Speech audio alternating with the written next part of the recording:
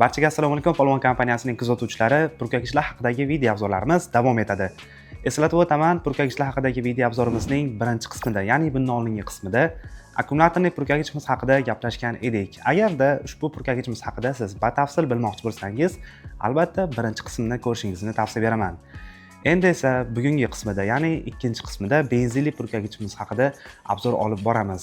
Obzorimizning 3-qismida esa yuqori bosimli, ya'ni uzoq masofaga purkovchi benzinli purkagichimiz haqida obzor olib boramiz. Demak, bugungi video obzorimizni boshladik. Albatta, obzorimizni benzinli purkagichimizning texnik xususiyatlarini tanishtirishdan boshlasak, ushbu benzinli purkagichimizning modeli PV250-20B bo'lib, dvigatel turi 2 taktli, ya'ni do'q taktli. Quvvati 1.6 kW. Dvigatel hajmi 41.5 cm3. Purkash shlangining uzunligi 66 cm. Purkash masofasi 10 metr. Suyuqlik purkash tezligi daqiqasiga 4 litr. Kukun purkash tezligi esa daqiqasiga 6 kg. Yoqilg'i sarfi taqriban soatiga 1 litr. Lekin bu miqdor dvigatel yuklamasi, purkash kuchi, gaz berish darajasiga qarab o'zgaradi. Bak sig'imi 20 litrli dorilash uchun ishlatiladigan har xil preparatlarning reaksiyasiga chidamli plastik materialdan tayyorlangan. Dehqonchilik, bog'dorchilik va issiqxona ishlarida professional ravishda samarali ishlash uchun mo'ljallangan. Benzinli purkagichimiz nafaqat suyuq aralashmalarni purkash uchun, balki quruq kukun, oltin gurgut va shunga o'xshash dorilashda qo'llaniladigan preparatlarni purkash uchun ham mo'ljallangan. Bu esa albatta mijozlarimiz ushbu modeldan yanada kengroq foydalanish imkoniyatini beradi. Purkagichimizning yana bir funksiyalaridan biri g'azon, chang va shunga o'xshash chiqindilarni purkab tozalash ishlarida ham foydalanish mumkin. Yanada soddaroq qilib aytganda, ushbu model bazoxadovka vazifasini ham bajaradi. Buning uchun o'zimizga kerakli bo'lgan dorilash uslubiga mos holatda purkagichimizni yig'ib olishimiz kerak bo'ladi. Albatta, hozir purkagichni qanday qilib to'g'ri yig'ishlikni video davomida ko'rsatib beramiz. Birinchi bo'lib quruq kukun shaklidagi preparatlarni purkash uchun yig'ib olamiz.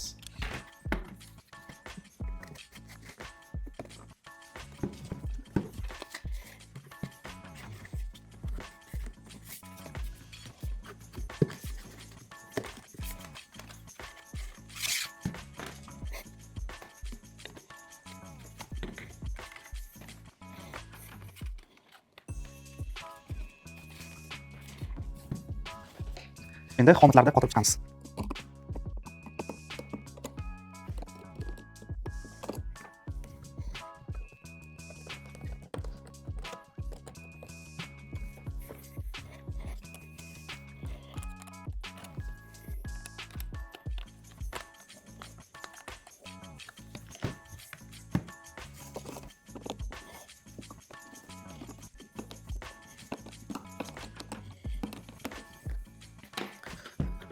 Hop.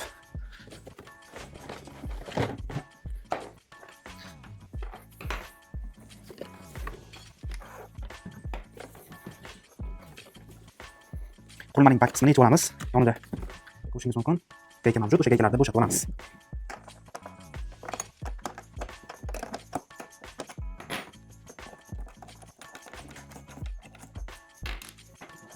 Yozyapti-da aka.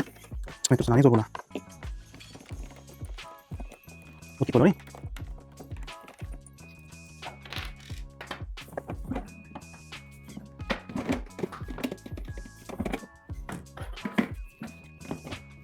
Demak,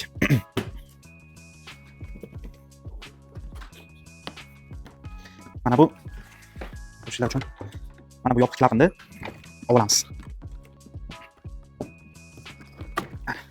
Olib oldik. Endi mana bu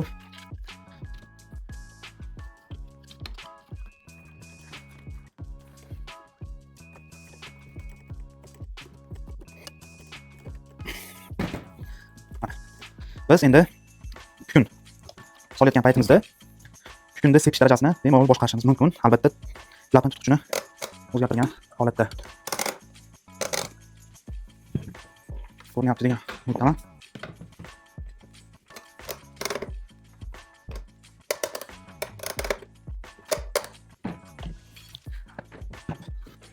Endi yopib qo'yib olamiz.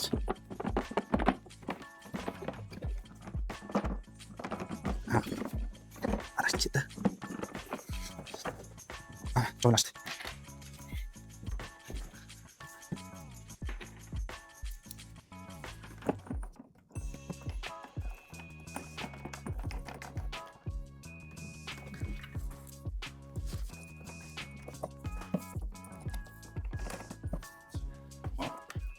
aka, assalomu alaykum. Yaxshimisiz, salomatsiz, charchamasizmi? Senga ketib turibdi aka. Ha, ana senga ketdi. Ha, bo'ldi aka. Ha, chiqaverma. Ha, bo'ldi aka. Albatta aka.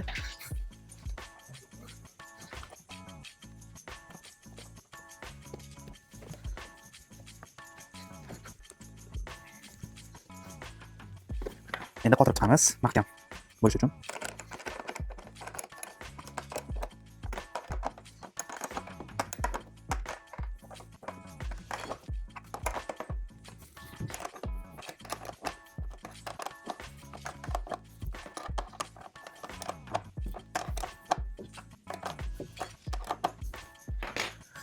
Hop.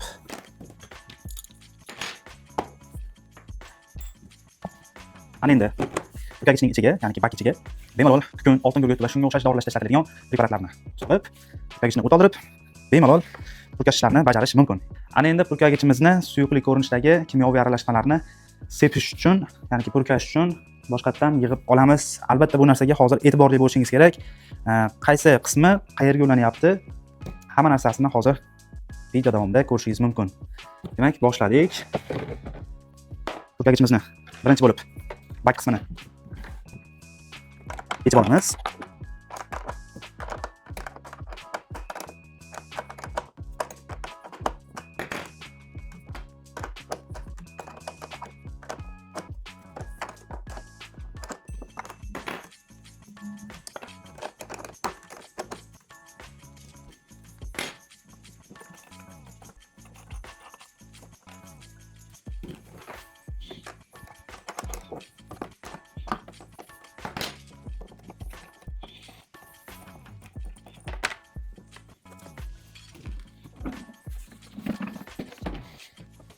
Ana endi purkagichni mana bu klapani olib olishimiz kerak bo'ladi.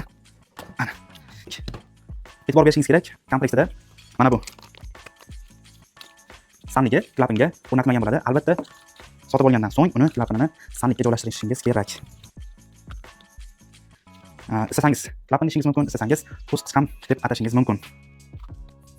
Nega to'sqich deyapman? Chunki havo quvuriga suyuqlikni tushib ketmasligini oldini oladi, ya'ni to'sib qo'yadi. Mana sandikka joylashtirib oldik. Buni endi yaxshilab joylashtiramiz.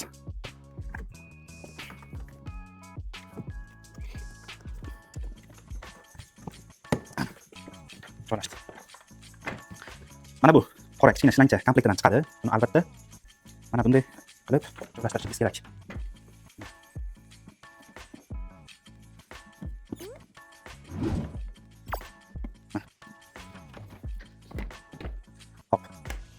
Komplektdagi mana bu oq shlangni mana bu yerga joylashtiramiz. Endi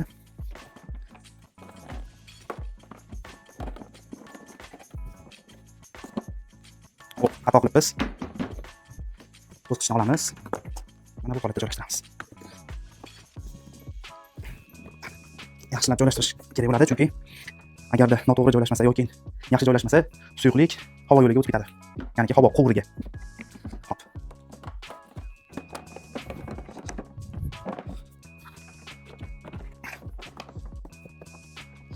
Yaxshi joylashdi. Endi yopib olamiz. Mahkamlab olish uchun albatta gaykalarni yaxshilab qotirishlarini tavsiya beramiz.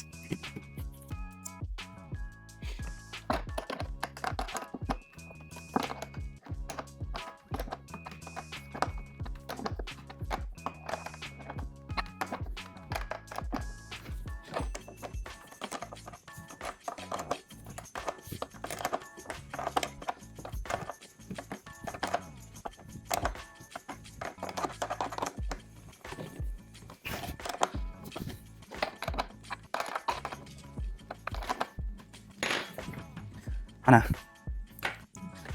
deyarli tayyor. Aytgancha mana bu ikki qismda shu holatda joylashtiramiz. Ichida ko'rayotgan bo'lsalaring sandiklari mavjud. Bu qismi bak qismiga qotiriladi. Mana. Va ichidagi qora boya o'rnashtirgan qora shlangimiz, ya'ni bak ichidagi qora shlangchamiz mana shu aynan shunga qotiriladi. Joylashtirildi. Hop, endi shlanglarni bu yerga qo'yamiz. Mana.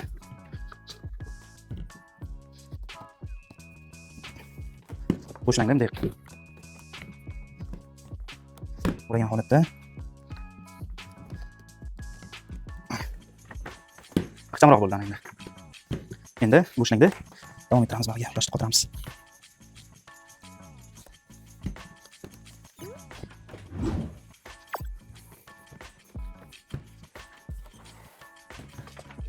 %90% tayyor.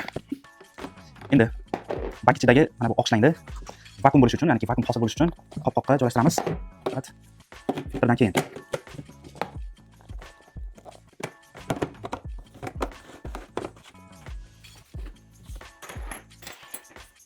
Mana endi suyuqlik sepish uchun, ya'ni purkash uchun purkagichimiz tayyor. Endi ichidan chiqadigan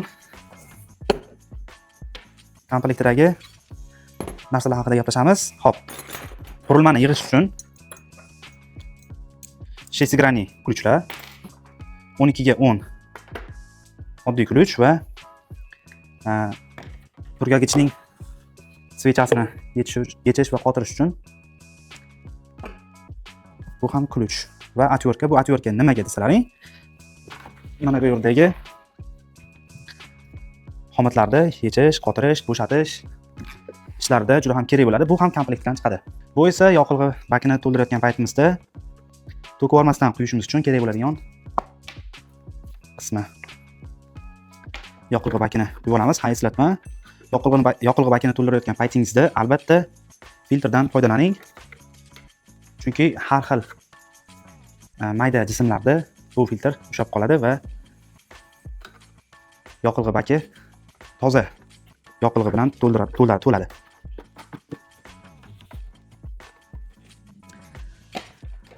Albatta, purkagichimizni yig'ishda to'g'ri yig'ishga harakat qilinglar, chunki birgina noto'g'ri yig'ish qurilmaning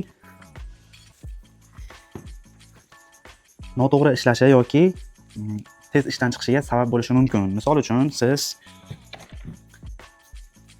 mana bu to'sqich, ya'ni klapan to'sqichini o'rnashtirib, suyuqlik quygan paytingizda ichidagi suyuqlik motor qismiga va purkash qismlariga, ya'ni havo quvurlariga o'tib ketib qolishi mumkin. Bu aniq.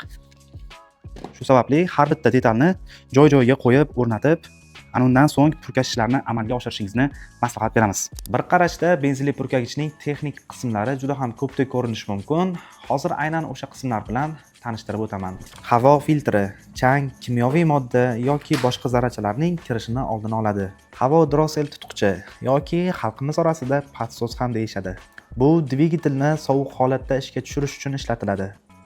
Havo oqimini cheklab, yoqilg'i aralashmasini boyitadi va dvigatel oson o't oladi. Yoqilg'i krani bu benzinning dvigatelga oqishini nazorat qiladi. Bu albatta purkagichni o't oldirishda kerak bo'ladi. Gaz tutqichi bu foydalanuvchining xohish istagiga qarab purkash imkoniyatini beradi. Bundan tashqari, ishlatib bo'lgandan keyin purkagichni o'chirish vaqtida ham xuddi shu tutqich bilan o'chiriladi.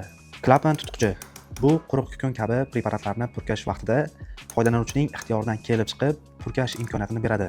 Starter bu albatta purkagichni o't oldirishda kerak bo'ladi. Svecha zajigania, xalq tilida esa svecha. Dvigatel silindri ichidagi havo va yoqilg'ini elektr uchquni bilan yoqish vazifasini bajaradi.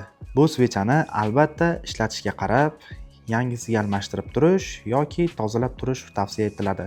Eslatma, svechaning elektrodlar orasidagi masofa 0,6 mm dan 0,7 mm gacha bo'lishi kerak. Sababi, agar elektrodlar orasidagi masofa undan yaqin bo'lsa, uchqun darajasi past bo'ladi. Agarda uzoq bo'lsa, umuman uchqun chiqmaydi. Shu sababli elektrodlar orasidagi masofaga ham e'tiborli bo'lishingizni tavsiya beraman. Foydalanuvchilarimiz benzinli purkagichni yelkalariga osib ishlayotgan vaqtda yanada komfort bo'lishi uchun orqasi yumshoq ko'piklik qoplama bilan qoplangan. Bu bilan toliqmasdan, charchamasdan ishlashlari mumkin bo'ladi. Endi esa purkagichni ishlatishdan oldin va ishlatish vaqtidagi foydalanuvchilarimiz amal qilishlari kerak bo'lgan eslatmalarni aytib o'tamiz. Avvalo, purkagichimizni to'g'ri yig'ib olganimizdan so'ng, uning yoqilg'i bak qismiga 1 litr 92 markadagi benzinga universal yonuvchan moydan 40 ml aralashtirib, bak qismini to'ldirganimizdan so'ng, uni o't oldirib, to'g'ridan-to'g'ri o'sha purkash ishlarini bajarishlarini tavsiya bermaymiz. Aksincha, o't oldirib bo'lgandan so'ng uni 5 daqiqagacha qizdirib olib, ana undan so'ng purkash ishlarini boshlashlarini tavsiya beramiz. Purkash ishlarini yakunlagandan keyin dvigatelni past tezlikda 5 daqiqagacha qoldirib va undan keyin dvigatelni o'chirishni tavsiya beramiz va shuningdek yuqori tezlikda ishlayotgan dvigatelni birdaniga o'chirish ham tavsiya berilmaydi. Nega 92 markadagi benzin deyishingiz mumkin? Chunki qancha yaxshi markadagi benzin va moy quyib ishlatilsa, purkagichning dvigateli shuncha samarali ishlab beradi. Purkash ishlarini boshlashdan oldin avvalo foydalanuvchi yuqorida aytib o'tganimizdek purkagichni to'g'ri yig'ilganligiga ishonch hosil qilib, uni tekshirish uchun oddiy suv bilan ishlatib ko'rishlarini tavsiya beramiz va bundan tashqari foydalanuvchilarimiz purkash ishlarini yakunlaganlaridan so'ng purkagichni toza suv bilan qayta ishlatib, uning bak qismi va purkash qismlarini tozalab, uni olib qo'yishlarini tavsiya beriladi. Bundan tashqari purkagichning motor qismiga alohida e'tibor berilsa, nur ustiga a'lo nur bo'ladi. Kompaniyamiz tomonidan benzinli purkagichimizga 6 oy kafolat berilgan va sizlar uchun eslatib o'taman, kompaniyamizning O'zbekistonning barcha viloyatlarida servis markazlari mavjud. Oxirgi video obzorlarimizning barchasida usta akalarimiz uchun maxsus bonus tayyorlab qo'yayotgan edik. O'sha an'anaga sodiq qolgan holatda bugungi video obzorimizning maxsus bonusini qo'lga kiritishingiz mumkin. Buning uchun Telegram ilovasidagi Polvon Usta bonus botidan ro'yxatdan o'tgan bo'lishingiz kerak va ushbu sifrlarni u yerga kiritib, maxsus bonusni qo'lga kiritishingiz mumkin. Benzinli purkagichimizni birinchi o't oldirishdan oldin avvalo padsosni tepaga ko'tarib olamiz va benzin kranini ochib olamiz. E'tiborli bo'ling. Aynan mana shu holatda bo'lsa, benzin krani ochiq bo'ladi va gaz tutqichini, ya'ni gaz tezligini o'rtacha tezlikka qo'yib olib, starterni mana bu holatda, ya'ni benzinli purkagichni bosib turib, starterni tortamiz. Eshitgan bo'lsangiz, dvigatel o't olib ketay deb mana shu ovozni chiqardi. Ya'ni salkam o't oldi. Aynan shu holatda padsosni pastga tushirib, ya'ni havoni ochib, yana starterni tortamiz.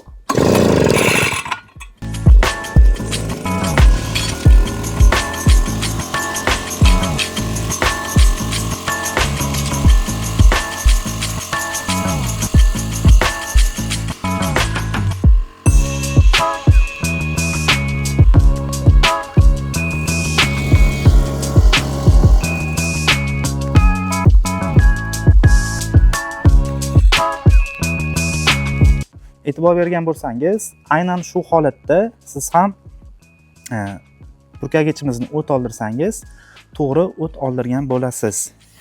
Va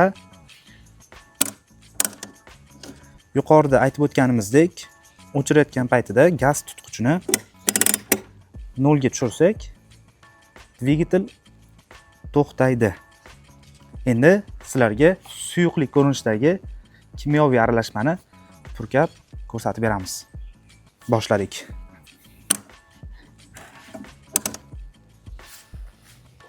Ha, aytgancha, agar dvigatel hali sovimagan bo'lsa, padsosni ochiq holatda o't oldirib ishlatish mumkin. Agarda dvigatel sovuq holatda bo'lsa, aynan boyagidaqangi havoni yopib, bir marta tortib, o't olishga tayyor bo'lgandan keyin yana havoni ochib, ya'ni padsosni tushirib, starterni mana shu holatda tortamiz.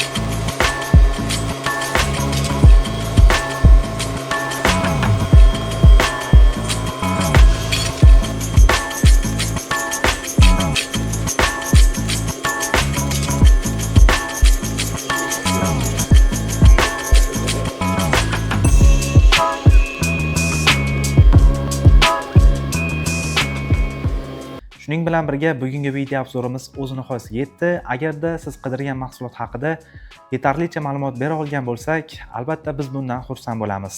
kanalimizga obuna bo'lish, like bosish va o'z izohingizni qoldirish esdan chiqmasin. Barchaga rahmat, sog' bo'ling, salomat bo'ling.